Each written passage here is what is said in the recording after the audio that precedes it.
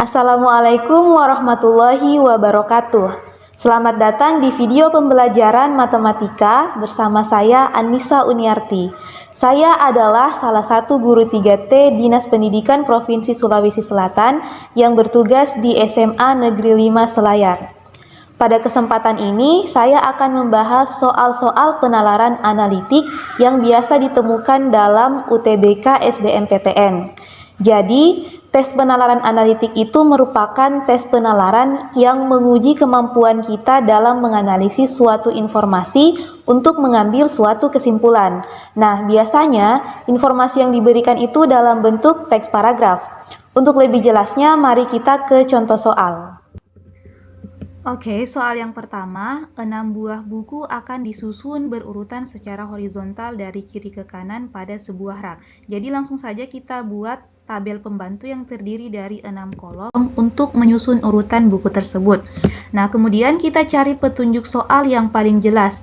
Perhatikan bahwa di sini tidak ada buku yang diletakkan di samping kiri buku matematika. Artinya, buku matematika ini adalah buku yang terletak paling kiri atau ditempatkan di kolom pertama. Kemudian, dikatakan bahwa buku sejarah disusun pada urutan kedua dari kiri. Jadi sangat jelas bahwa setelah buku matematika itu adalah buku sejarah. Kemudian dikatakan juga bahwa buku sejarah ini tepat di samping kiri buku kimia, atau dengan kata lain, tepat di samping kanannya buku sejarah itu adalah buku kimia. Nah, petunjuk berikutnya, buku fisika diletakkan setelah buku biologi. Jadi, tidak mungkin kita tempatkan buku fisika ini di kolom keempat karena ada buku biologi sebelumnya. Sehingga tempat yang mungkin untuk buku fisika itu adalah kolom kelima dan kolom keenam. Jadi kita coba dulu di kolom yang kelima. Artinya sebelumnya itu adalah buku biologi, otomatis buku geografi ditempatkan di kolom keenam. Nah, ternyata penempatan dengan urutan seperti ini itu tidak mengingkari pernyataan pada soal bahwa buku geografi tidak bersebelahan dengan buku sejarah maupun biologi. Jadi penempatan ini sudah tepat, sehingga jawaban untuk pertanyaan buku apakah yang disusun di samping kanan buku fisika itu adalah buku geografi. Selanjutnya soal kedua, dalam bahasa kode tertentu 134 artinya baik dan rajin, 478 artinya menjadi anak baik, 176 artinya 2 anak rajin. Mana di antara pilihan berikut yang mungkin memiliki arti cukup 2 anak? Ya, kita tuliskan kembali petunjuk soalnya. Yang pertama, 134 itu sama dengan baik dan rajin, kemudian 478 sama dengan menjadi anak baik, dan yang terakhir 176 sama dengan 2 anak rajin. Nah, triknya itu cari kata yang sama dalam setiap petunjuk soal ini. Perhatikan petunjuk pertama dan kedua bahwa ada kata yang sama, yaitu kata baik.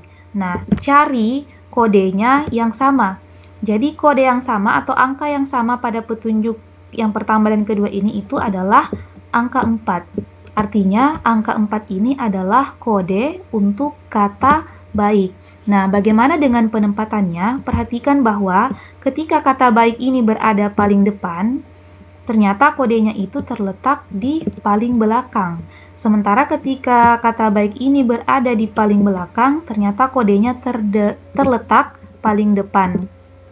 Jadi, untuk sementara kita memiliki informasi bahwa kode untuk bahasa baik itu sama dengan 4. Kemudian cari lagi kata yang sama.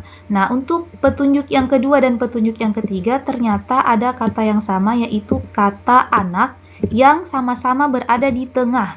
Dan ternyata kodenya juga sama, yaitu sama-sama angka 7 dan berada di tengah. Artinya ketika katanya berada di tengah, maka kodenya juga terletak di tengah. Sehingga informasi selanjutnya bahwa kode untuk kata anak itu sama dengan 7. Nah, kemudian yang kita butuhkan di sini itu kode untuk cukup 2 anak. Kita sudah punya kode untuk bahasa anak. Nah, untuk bahasa 2 ternyata ada dalam petunjuk soal, yaitu di sini kata 2 di sini terletak paling depan. Nah, sesuai pola yang kita temukan tadi, kodenya itu pasti terletak paling belakang. Jadi kode untuk kata 2 itu adalah 6. Selanjutnya, apa kira-kira yang mungkin untuk cukup 2 anak?